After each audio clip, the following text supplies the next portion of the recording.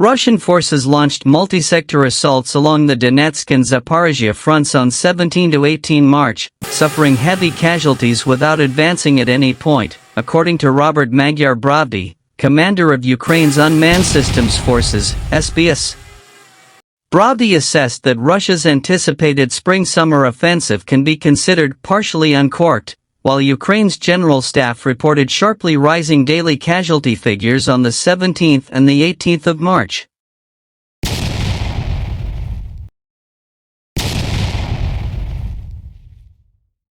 A sudden weather change on 17 to 18 March in the Dobropilya, Pokrovsk, and Huliapol sectors of Donetsk and Zaporizhzhia oblasts triggered the Russian assault.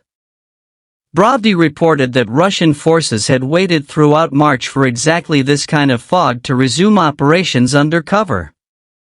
Pre-infiltrated groups had been sitting in forward positions for some time. They activated before midnight on March 17 under drizzle and mist and ran into a drone ambush. SBS drones killed more than 100 of them before midnight.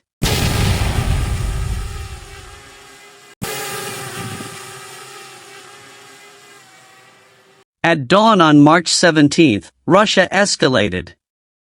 Infantry, motorcycles, armored vehicles and horses pushed at Ukrainian positions across a good dozen sections of the front simultaneously, according to Brovdi. By the end of March 17, SBS drone units alone had reportedly killed 292 Russian soldiers and wounded 221 others.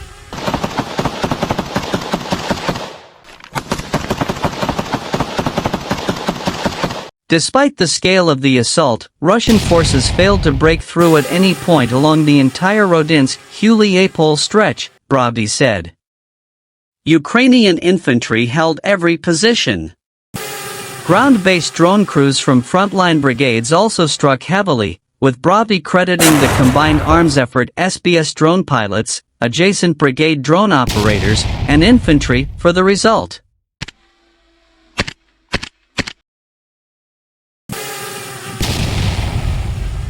Ukraine's forces warn Moscow has shifted tactics and is preparing fresh, multi-directional assaults. Russia is shifting elite forces and equipment to multiple sectors of Donetsk Oblast, with Ukrainian military sources warning of a likely new offensive. The Institute for the Study of War, ISW, reported that Russian activity is intensifying near Pokrovsk, Dobropilya, Kramatorsk, and Siversk.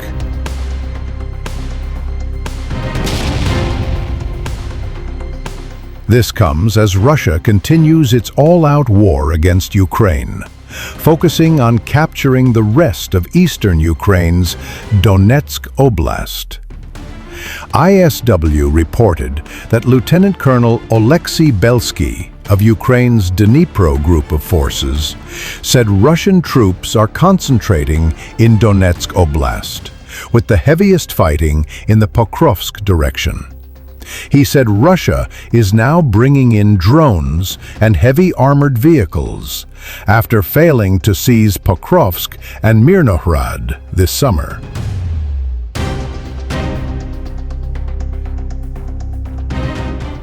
The Ukrainian 7th Army Corps reported that Russian naval infantry units were redeployed to Pokrovsk. The Corps reported Russian use of small infiltration teams, aiming to get close to Ukrainian drone and artillery positions, overextend defenses, and expand into contested gray zones.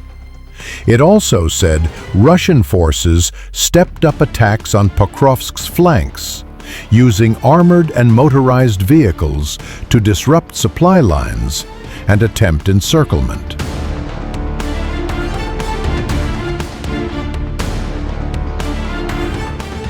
A senior Ukrainian NCO near Siversk noted that Moscow is rotating troops and that Ukraine expects new Russian offensives soon. A deputy battalion commander in the Kramatorsk area said Russia is increasing its force concentration there and has brought in naval infantry.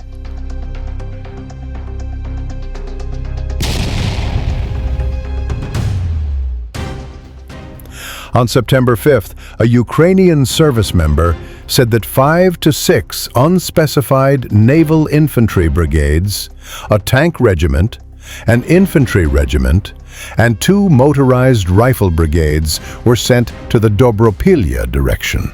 The same source reported that elements of the 70th Motorized Rifle Division of the 18th Combined Arms Army Southern Military District were moved to Chasiv Yar.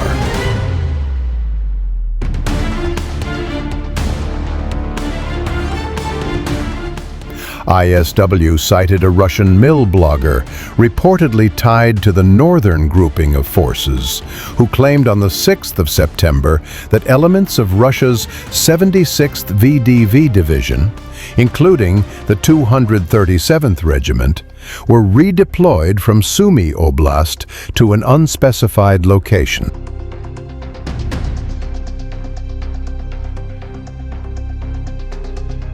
ISW observed that units from Kursk Oblast, including the 155th Naval Infantry Brigade, Pacific Fleet, were sent to Dobropilya.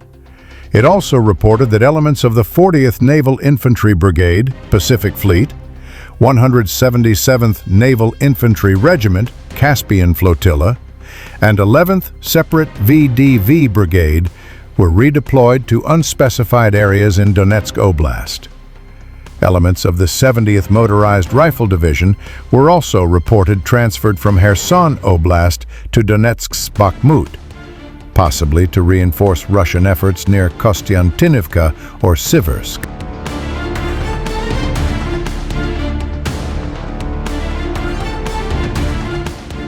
The Toretsk direction, among the most volatile zones in eastern Ukraine, has become the operational focus for a major military restructuring announced on 24 April. The Ukrainian High Command has completed the formation of yet another new Army Corps, led by the well-known Azov Brigade, tailored to operate effectively in the dynamic front line near Toretsk. This corps poses a major obstacle to Russian plans, potentially dealing a decisive blow to their entire Donbas operation.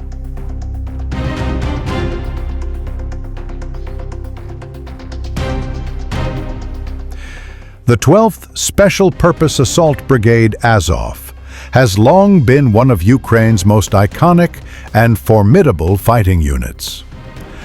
Originally formed in 2014 as a volunteer regiment during the earliest stages of the war in Donbass, Azov evolved from a militia-style formation into one of the most disciplined and combat-experienced brigades in Ukraine's National Guard.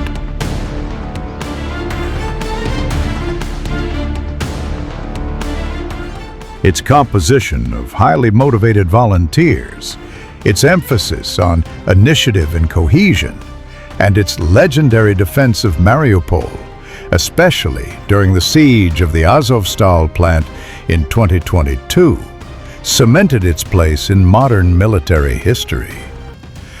Azov has remained active in nearly every major flashpoint of the current war, and now, in a major structural shift announced this month, it will form the foundation of the newly created 1st Army Corps of Ukraine.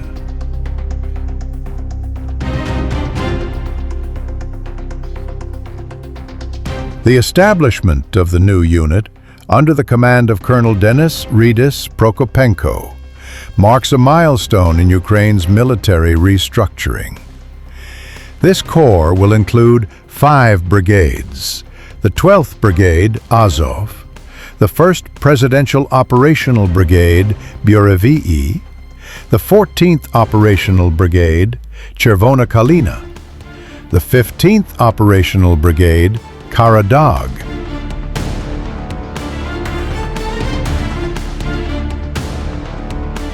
and the 20th Operational Brigade, Lubart. This means that Azov's former area of responsibility, already one of the most active combat sectors in the Donetsk region, has expanded significantly, meaning Ukraine has essentially placed its most experienced and motivated commanders and soldiers in charge of one of the most critical portions of the Eastern Front.